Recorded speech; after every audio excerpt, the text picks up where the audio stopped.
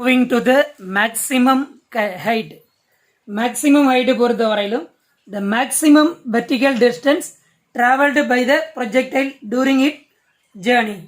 அப்போ இந்த maximum height எந்த டைமிங்கில் நமக்கு ரீச் ஆகுதோ that maximum height in a vertical distance. So that is called the maximum height.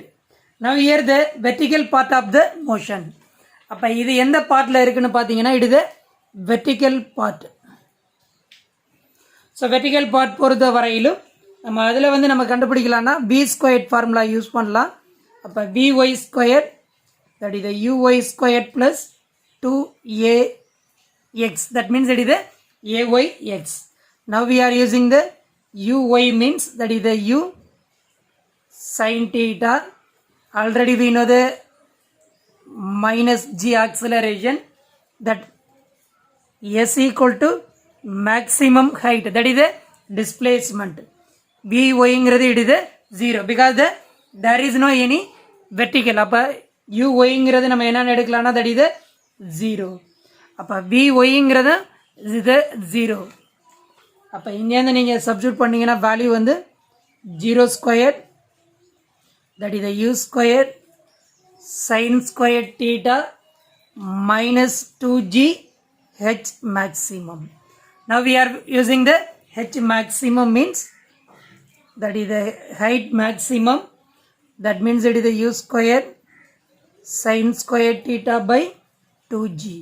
So that is the maximum height of the projectile in a vertical motion. So after that moving to the time of the flight. Time of the flight. Time of the flight for the varailum the total time taken by the projectile from the point of the projection till it hits the horizontal plane. அப்போ time of the ஃப்ளைட்டை பொறுத்த வரையிலும் இந்த ப்ரொஜெக்ஷன்லேருந்து after that hit on the ground வரையில் நமக்கு இருக்கக்கூடிய இந்த ட்ராவலிங் டைம் தான் நம்ம என்னென்னு சொல்கிறோம்னா டைம் ஆஃப் த ஃப்ளைட். அப்போ time taken by the projectile பொறுத்த வரையிலும் we are using the point O to B. That point is the B. But now they taken to the O to B means via A. அப்போ OABங்கிற time பாத்தில் வந்து நமக்கு இந்த projectile travelling ஆகக்கூடிய time தான் நம்ம என்னென்னு சொல்கிறோம்னா டைம் ஆஃப் த ஃப்ளைட். அப்போ அந்த டிஸ்டன்ஸ் நம்ம எப்படி கால்குலேட் பண்ணலாம்னா இட் இஸ் ஒய் டைரக்ஷன். அப்போ XY equal to UYT plus of AYT squared.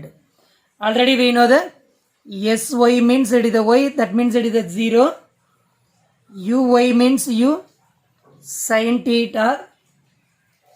AY means minus G. Already know the time means time of the flight. So now here substitute that value 0. UY sin theta, that means time of the flight minus 1 by 2g time of the flight square.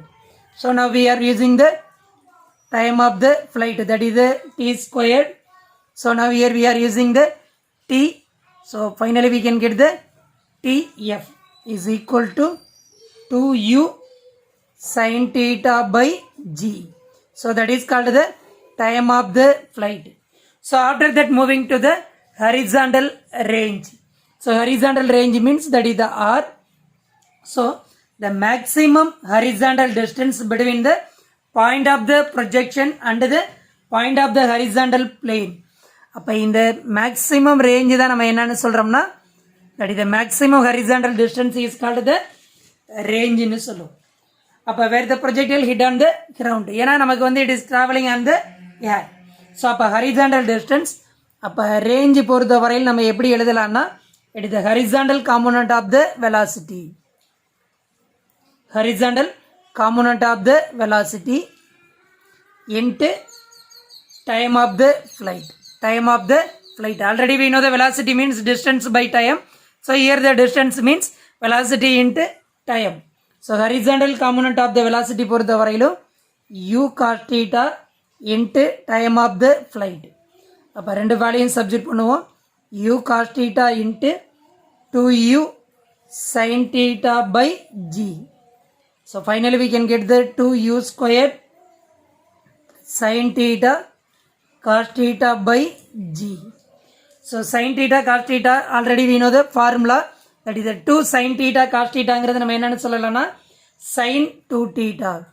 So that means it is the range is equal to u squared sin 2 theta divided by g.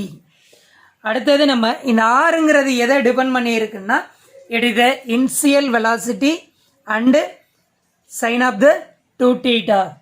அப்ப அடுத்தது இன்வெர்ஸ்லிங்கிறது it is the depend on the acceleration due to gravity.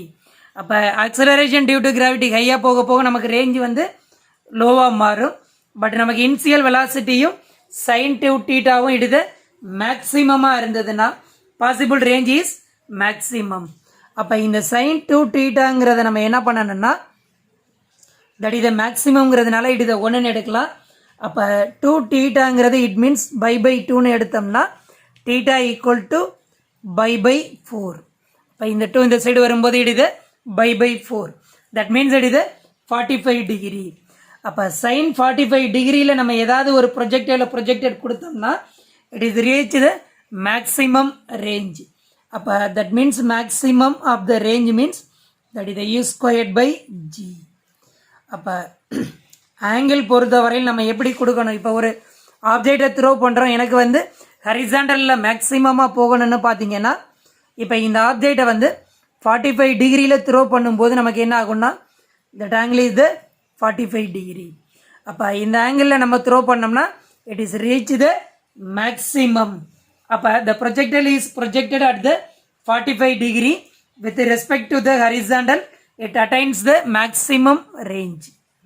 அப்போ என்ன ஆகும்னா maximum range போகும் நமக்கு.